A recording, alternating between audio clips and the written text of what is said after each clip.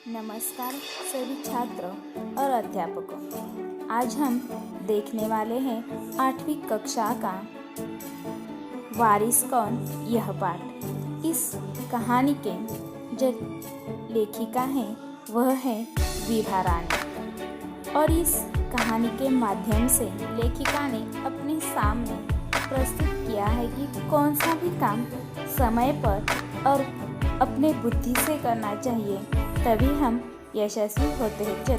तो चलो देखते हैं हम वारिस कौन यह कहानी। एक राजा था, उसे 4 बेटियां थी। उसे कोई भी राजकुमार नहीं था। तो राजा ने सोचा कि उन चारों में से जो बुद्धिमान होगी उस पर ही वह अपना राजपाट सौंपना चाहता था।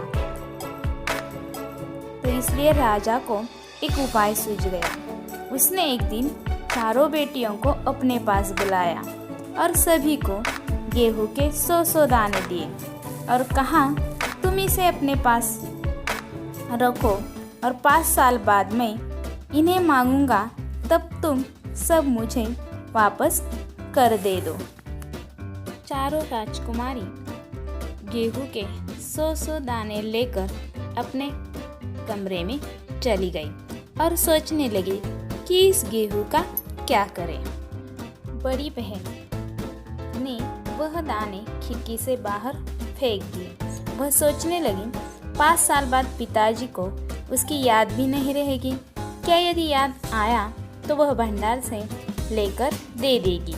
इसलिए उन्होंने वह दाने खिड़की के बाहर फेंक दिए। दूसरी बहन ने दानों को चांदी के डिब्बे में डालकर उसे मखमल के थैली में बंद कर संदूकची में डाल दिया और उन्होंने सोचा, जब 5 साल पिताजी यह गेहूं के दाने मांग देंगे तो वह पिताजी को वापस कर दूंगी। तीसरी राजकुमारी सोचती रही उसका क्या करे। चौथी और छोटी बहन तनी बच्ची, शरारतें करना उसे बहुत पसंद था। इसलिए इस राजकुमारी ने गेहूं के दाने को भुनवाकर खा डाला और खेल में मग्न हो गई। तीसरी बहन ने सोचा, पिताजी ने यूं ही यह दाने नहीं दिए होंगे, उसके पीछे कोई मकसद होगा। इसलिए वह सोचती रही। पहले उन्होंने सोचा कि उसे सुरक्षित रहे और पिताजी को वह दाने दे दिए जाएं। तीसरी राजकुमारी ने वह गेहूं के 100 दाने खिड़की के पीछे वाली खाली जमीन पर वह दाने बो दिए।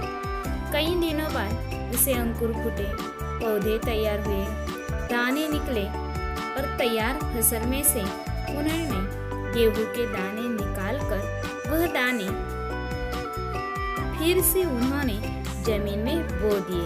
इस तरह वह 5 साल करती रही और 5 साल बाद उसके पास गेहूं के ढेर सारे दाने तैयार हो गए। 5 साल बाद 5 साल बाद राजा ने 4 बेटियों को बुलाया और उस गेहूं के दाने के बारे में कहा। राजा ने चारों बेटियों को कहा, कहाँ है वे गेहूं के दाने जो मैंने आपको 5 साल पहले दे दिए थे। बड़ी राजकुमारी भंडार में से गेहूं के दाने लेकर आई, राजा को दे दिए। राजा ने पूछा, क्या वह यही दाने हैं जो मैंने 5 साल पहले दिए थे? तो राजकुमारी ने कहा, हाँ, यह वही दाने हैं। लेकिन जब राजा ने कड़क कर पूछा तब उसने सच्ची बात बता दी। राजा ने दूसरी राजकुमारी से पूछा, तुम्हारे दाने कहाँ हैं? वह राजकुमारी अपनी संदूक में से मखमल के खोल वाली डिब्बी उठा लाई। गेहूं के दाने सच कर रखे थे। राजा ने खोल कर देखा तो सब गेहूं के दाने सड़ गए थे। राजा ने तीसरे राजकुमारी से पूछा, तुमने इन दानों का क्या कर दिया?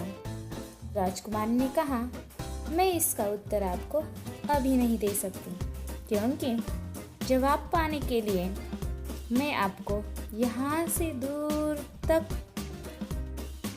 ले जाऊंगी और मैं आपको कल ले चलूंगी। राजा ने चौथी और सबसे छोटी राजकुमारी से उन दानों के बारे में पूछा। उसने उसे बेपरवाही से जवाब दिया, उन दानों की कोई कीमत है पिताजी? वैसे तो ढेरों दाने भंडार में पड़े हैं, सो मैं उन्हें भुनवा कर खा डाली।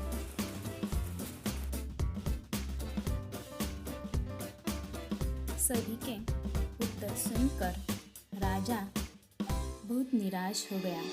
उन्हें तीसरी बेटी से थोड़ी उम्मीद थी।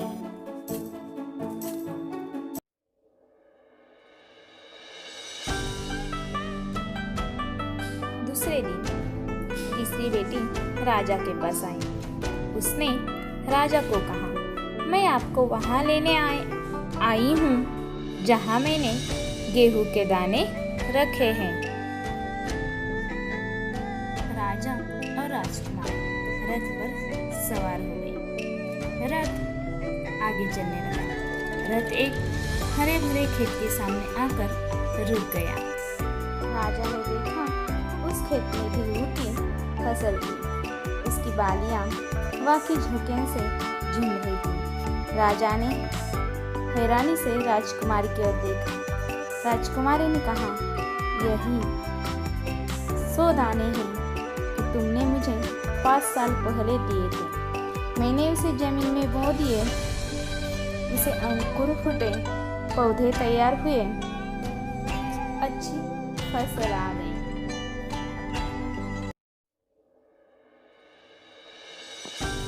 राजा ने उसे गले लगा लिया और कहा, अब मैं निश्चिंत हो गया। तुम ही मेरे राज्य की अच्छी उत्तराधिकारी हो। तुम ही मेरा राज कारोबार अच्छी तरह संभाल सकती हो।